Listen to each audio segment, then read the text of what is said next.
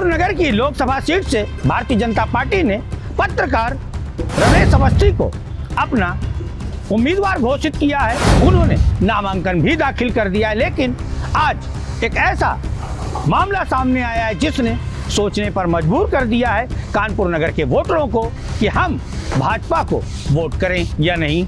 कारण यह है कि बजरंग दल के 10 वर्षों तक राष्ट्रीय संयोजक रहे और बीजेपी के पूर्व प्रदेश उपाध्यक्ष रहे प्रकाश शर्मा ने उनके खिलाफ मोर्चा खोल रखा है। हालांकि प्रकाश शर्मा का कहना है कि वो रमेश अवस्थी के खिलाफ नहीं है, लेकिन वह यह भी कहते हुए नजर आते हैं कि पार्टी में इनको क्या कुछ नजर आया जो कानपुर का प्रत्याशी बना दिया। अभी हाल ही में प्रकाश शर्मा ने पीएम मोदी को पत्र लिख करके कानपुर की सीट पर पुनर्विचार करने के लिए जैसे लिखा था, हड़कंप मच गया था।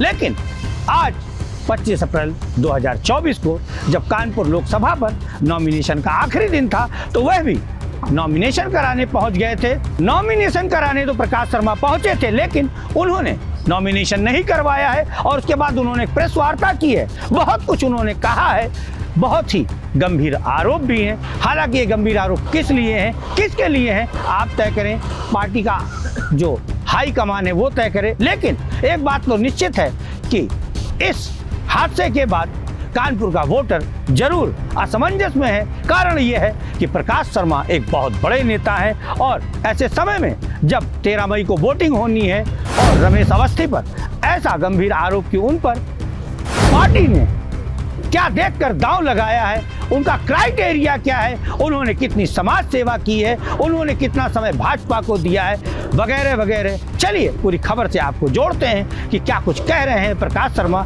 जिन्होंने प्रेस कॉन्फ्रेंस की थी, आपके सामने है। के अभियान को 4 जून 400 पार को जाने अनजाने क्षति पहुंचाने का प्रयत्न हो रहा है। तो मुझे लगा कि सत्य बोलना, सत्य का आग्रह करना मेरा दायित्व और कर्तव्य दोनों बनता है और इसलिए मैं प्रयासरत था 13 तारीख से, लेकिन किसी कारण से वो मेल नहीं जा पाया। 16 तारीख को मैंने प्रधानमंत्री जी को पत्र लिखा। मैंने किसी को नहीं बताया, किसी मीडिया को भी नहीं जानकारी थी, लेकिन प्रधानमंत्री जी के यहाँ जब कोई चीज़ जाती है, मुख्यमंत्री जी के यहाँ जब कोई चीज़ जाती है तो 1-2 दिन बाद कहीं ना कहीं वो बाहर निकल के आती है। वह पत्र आज पूरे देश में चर्चा का विषय बना है, उस पर मंथन हो रहा है, उस पर विचार हो रहा है।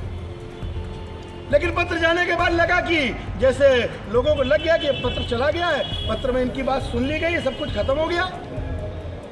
मुझे लगा कि किसी को शायद चिंता ही नहीं है, किसी को ये लग सकता है किसके पीछे मेरा व्यक्तिगत कोई स्वार्थ है, किसी को यह भी लग सकता है कि अनायास मैंने किसी के कहने से, किसी के प्रभाव में, किसी के दबाव में आकर के और इस प्रकार का यह पूरा काम किया है। लेकिन आप सब में से बहुत से अनेकों कार्यकर्ता ऐसे हैं जो मेरे साथ तब से जुड़े हैं जब किसी की उम्र 10 साल थी, किसी की उम्र 11 साल थी, किसी की उम्र 15 साल थी। हम सब बजरंग दल के कार्यकर्ता के रूप में यहाँ से लेकर अयोध्या तक और देश में जहाँ कहीं जरूरत थी हम सब लोग गए। व्यक्तिगत स्वार्थ के लिए, व्यक्तिगत हानि लाभ के लिए कोई काम करना ये मेरे रक्त में नहीं है। मेरे गुरु अशोक सिंघल ने मुझे ये शिक्षा नहीं दी है लोग। और इसलिए जब मैंने प्रधानमंत्री जी को पत्र लिखा तो उसके पहले 15 दिन तक कानपुर का कोई भी वरिष्ठ कार्यकर्ता ऐसा नहीं है जिससे मैं व्यक्तिगत रूप से जाके ना मिला हूँ। हो सकता है आज लोग कह दें कि नहीं, एक एक के घर गया, सैकड़ों कार्यकर्ताओं से व्यक्तिगत फोन से मैंने बात की। प्रकाश पाल जी क्षेत्राध्यक्ष दक्षिण जय के जिलाध्यक्ष कल रात के 1 बजे तक मेरे साथ रहे हैं, अनेकों चर्चाएं उन्होंने की हैं। आज प्रातः काल से माननीय मुख्यमंत्री जी का संदेश आया। कल रात्रि में माननीय प्रत्यक्ष जी ने भी लगभग मिनट मुझसे किए। उन्होंने ये भी कहा है कि वो व्यक्ति मिलकर भी इन सारी के नोट लेंगे मुझसे। प्रदेश अध्यक्ष जी ने कहा है, वो कब आते हैं ये उनके ऊपर है। माननीय चंपत राय जी, श्री अनिल जी हमारे क्षेत्र के प्रचारक हैं, हम सबके मार्गदर्शक, जिनके कारण मैं आज यहाँ तक हूँ। ऐसे श्री रामाशिव जी, गंगा समग्र, ऐसे सारे देश भर के लोगों ने, विनय कटियार, जयभान सिंह पवैया का मैंने आपको नाम बताया है। और इसलिए हम इस बात पर मैं अभी आपसे कहना हूँ, जानना चाहता हूँ कि हमारी पार्टी कर दे क्या कार्यकर्ता जिसे हम कहते हैं, तो चाय की दुकान चलाते थे, कार्यकर्ता की चिंता होती थी, इसलिए आज वो प्रधानमंत्री हैं। ऐसे हजारों कार्यकर्ता आज राज्य के क्षेत्र में यशस्विता के क्या आगे आने वाली पीढ़ी के सामने परिस्थिति आएगी, क्या आने वाली ये तय करें फिल्म लाइन में हीरो या हीरोइन बनना चाहिए। हम अपनी एनर्जी कार्यकर्ता के नाते जितनी लगाते हैं, अगर हम उनमें जाएंगे तो शायद कभी लांच होकर यहाँ आ सकते हैं। हम लेन देन के व्यापार में लग जाएं, सेटिंग गेटिंग के व्यापार में लग जाएं और अकूत धन संपत्ति कमाएं और फिर हम एकाएक पार्टी के फोरम पे आ जाएं। हम क्रिकेट खेल कर अभ्यास करें, बहुत बड़े क्रिकेटर बन जाएं, बहुत बड़े खिलाड़ी बन जाएं, बहुत अच्छी बात है। लेकिन कार्यकर्ता बनने के बाद भी कार्यकर्ता की कुछ चिंता हो, यह प्रश्न आज कार्यकर्ताओं के मन में है और यह प्रश्न मैं यहाँ से कह रहा हूँ। दूसरी बात, एक समाचार पत्र ने छापा था कि अमित शाह जी 28 तारीख को आ रहे हैं। मैं माननीय गृह मंत्री जी का स्वागत करता हूँ। उन्होंने ये भी हेडिंग लगाई कि वो ठीक करने आ रहे हैं। मुझे लगता है उनको हमारे जैसे कार्यकर्ताओं पर विश्वास होना चाहिए। हमें ठीक करने की जरूरत नहीं है। वो अपनी ऊर्जा को यहाँ ठीक है या किसी को ठिकाने लगाने में ना लगाते हुए जो ऊर्जा वो जम्मू कश्मीर इत्यादि स्थानों पर लगाकर यशस्वी काम कर रहे हैं, मैं उनको बधाई देता हूं। मैं उनसे निवेदन करूंगा कि कार्यकर्ताओं की ओर से मैं निश्चित रहें, पार्टी के खिलाफ, पार्टी के विरुद्ध कोई भी यहाँ काम करने वाला नहीं है। लेकिन अगर कोई चर्चा वो करना चाहेंगे तो हम उनसे भी अपनी बात रखें। अब मेरी बात नहीं थी, मैं आपके सामने नहीं, मैं सारे लोगों ने मना किया नामांकन कराया। आपने नॉमिनेशन पत्र लिया था, नामांकन पत्र लिया था भैया, मैं तो कल ही ले पार्टी के ऊपर किसी प्रकार का दबाव डालने की कोशिश आपने किया है लास्ट टाइम पे नामांकन पत्र? अब ये आपका आंकलन, ये देखिए पत्रकार होने के नाते आपका आंकलन है, मेरे ऊपर दबाव नहीं है, किसी का नहीं है। मैंने कुछ कार्यकर्ताओं के साथ मिलकर कोई निर्णय लिया था, उन कार्यकर्ताओं की सहमति है कि इससे आगे नहीं जाना तो नहीं जाना। अब आप उसको मेरे ऊपर दबाव मान लें, मेरा डरना मान लें, जो मान लें वो आपके ऊपर। नहीं, आपका जो दबाव था वो क्या काम किया पार्टी के नेतृत्व? नहीं, मैं देखिए, मैंने दबाव, मैंने अपनी बात, मैं इस बात को कह रहा हूँ, पार्टी के ऊपर ना किसी का दबाव, पार्टी का मेरे ऊपर कोई दबाव है। पार्टी अगर मुझे ही दिन दबाव की कोई बनी होती तो पत्र सीधे मैं प्रधान में पोल डाल देता और सबको मिल जाता। तो पत्र 4 दिन बाद किसके मतलब भी मुझे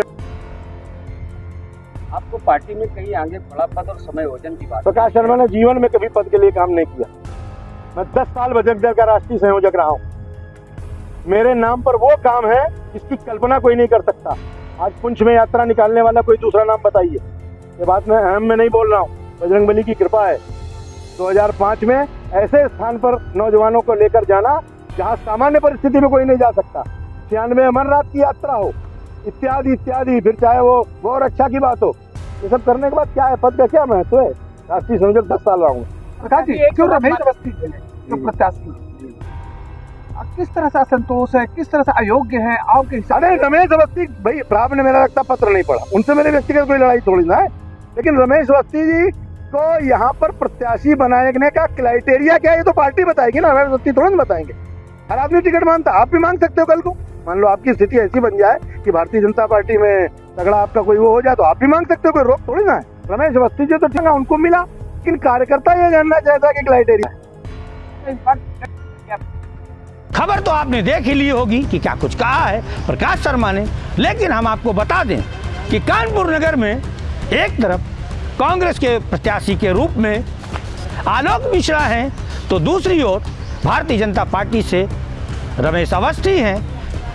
इसके अलावा कोई और प्रत्याशी फिलहाल तो नज़र नहीं आता। जो बसपा से प्रत्याशी हैं उन्हें लोग देख ही नहीं पा रहे हैं। ऐसे में कानपुर नगर की जनता बड़े असमंजस में है। उनका कहना है, जो हमने बातें की थी कि जो एक प्रत्याशी कांग्रेस ने खड़ा किया है वो सरमाएदार है, रसूखदार है, एक इंग्लिश मीडियम स्कूल चलाता है, वहाँ पर उसने आज तक एक भी गरीब बच्चे को एडमिशन नहीं दिया होगा। लेकिन कांग्रेस जो बड़े बड़े दावे करती है कि वो ऐसे प्रत्याशियों को उतारती है जो जनता का दर्द जानते हैं, जनता का कहना है उन्होंने ऐसा प्रत्याशी उतारा है जो कभी उनकी गलियों में नहीं आया। वहीं अब भारतीय जनता पार्टी के पदाधिकारी और कार्यकर्ता भी कहीं ना कहीं वर्तमान के भाजपा प्रत्याशी रमेश अवस्थी के खिलाफ उतर आए हैं। जैसा कि आपने देखा है कि स्वयं बजरंग दल के पूर्व राष्ट्रीय संयोजक प्रकाश शर्मा ने मोर्चा खोल दिया है। फिलहाल इस खबर में इतना ही, लेकिन इस बात